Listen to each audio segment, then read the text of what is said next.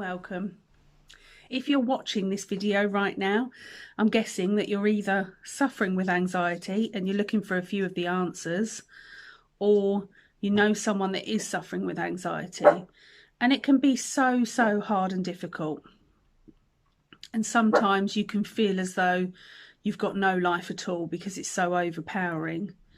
So I'm hoping that by watching this video, you might be able to have some kind of an understanding of what it is, how it feels, and actually to know that you're not alone and there's so much support and help out there. Anxiety can come in so many different forms, and you might feel anxiety over something small, a task that you've got to do, or something that seems relatively small. And other times anxiety can come and be all the time, and there's no apparent reason for you to have it. Anxiety can create havoc throughout your whole life. Now, there are 5 different types of anxiety, and I'm just going to talk you through some of those right now. So the first type of anxiety is generalized anxiety disorder. This is anxiety that you have all of the time. Symptoms can vary, but they can generally be a feeling of worry and dread and difficulty concentrating. If you feel like you've got generalized anxiety disorder, there can be lots of biological factors and your personality, and usually it takes around 6 months or more to get a proper diagnosis from your GP. Social anxiety. That's a fear of a social situation or speaking to people. Dreading social events and avoiding contact with others. Sometimes you can avoid eye contact when you're talking to someone and have very low self-esteem. Talking therapies are the main treatment for this disorder, and there are also lots of self-help courses available. The next type of anxiety I'm going to talk about is specific phobias, and these are extreme fear of a situation or thing. You can be overcome with panic when you come into contact. Cognitive behavioural therapy can really help this, and again this can be available, and it's about changing the pattern of the behaviour, finding out what it is that's making you feel that way. Sometimes it's not even the thing that you're afraid of that started this process of fear in the first place. It can be something that can appear quite trivial that can spiral into other things. Panic disorder. Symptoms of this are having sudden panic attacks. You can learn to control these better with breathing exercises that can help. OCD. These are reoccurring thoughts and behaviours that you cannot control. Talking therapies again can help this. Post-traumatic stress disorder or PTSD.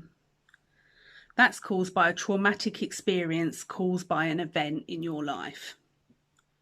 Symptoms of this can be flashbacks, nightmares, difficulty sleeping. And this type of anxiety can be caused by many things, such as a road traffic accident, an assault, or even childbirth. The physical feelings of anxiety are a racing, shakes, twitches, slurred speech, get sweaty. You can feel moody and irritable. What's actually happening inside of your brain? Anxiety can trigger the fight or flight mode. It releases chemicals and hormones, which increases your pulse and your heart. So how do we control anxiety? It's like the $1 million question, isn't it? We all want the answer.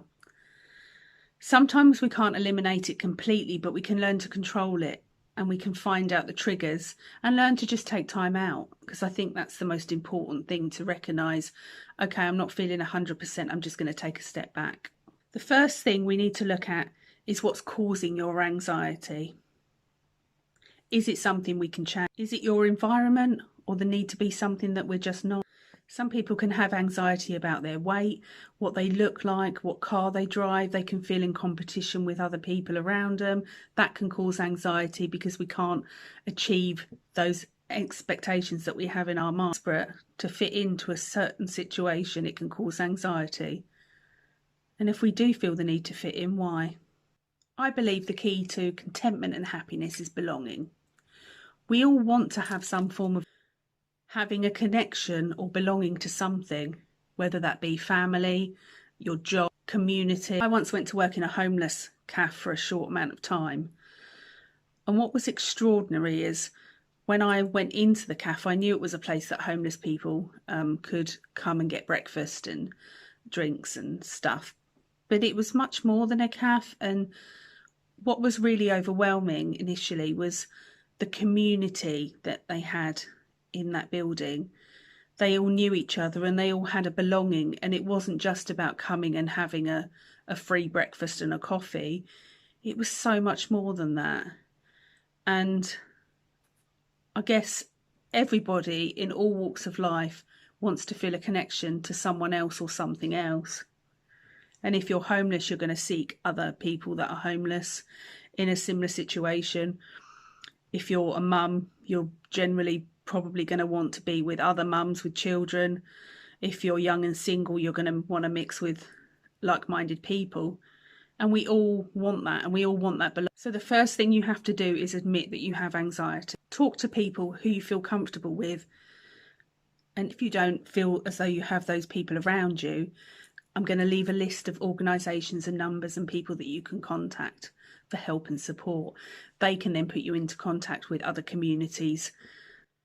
Communication is another factor in overcoming anxiety, and to work on your feelings of inequality.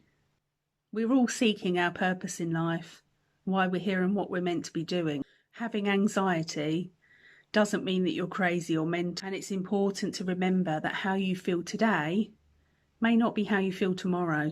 And there's so much help and support out there, and so many people suffering the same as you are. 1 in 4 people experience a mental health issue every year. Anxiety and depression are at the top of that. Over 1/3 of people with mental health issues are likely to be violent. However, people with mental health issues are much more likely to be a harm to their self than a harm to others. 75% of all mental health begins before the age of 18, excluding obviously dementia, which typically doesn't start before the age of 30. So just to recap on what we've spoken about, key things to help anxiety are breathe, most importantly, take a deep breath, close your eyes and breathe. Accept you can't control everything, but work on the things that you can control. Understand what your triggers for your anxiety are. Talk to the people around you, and if not the people around you, then the organisations that are widely available. Form some kind of a routine. Perhaps you can make notes of when your anxiety is more likely to happen. And remember that you are loved, you are important, and you're a human being. And we generally all want the same things. Good luck. Thank you for watching. If you enjoyed this video and you want to see some more, subscribe, leave me a comment and click the like button. Thank you.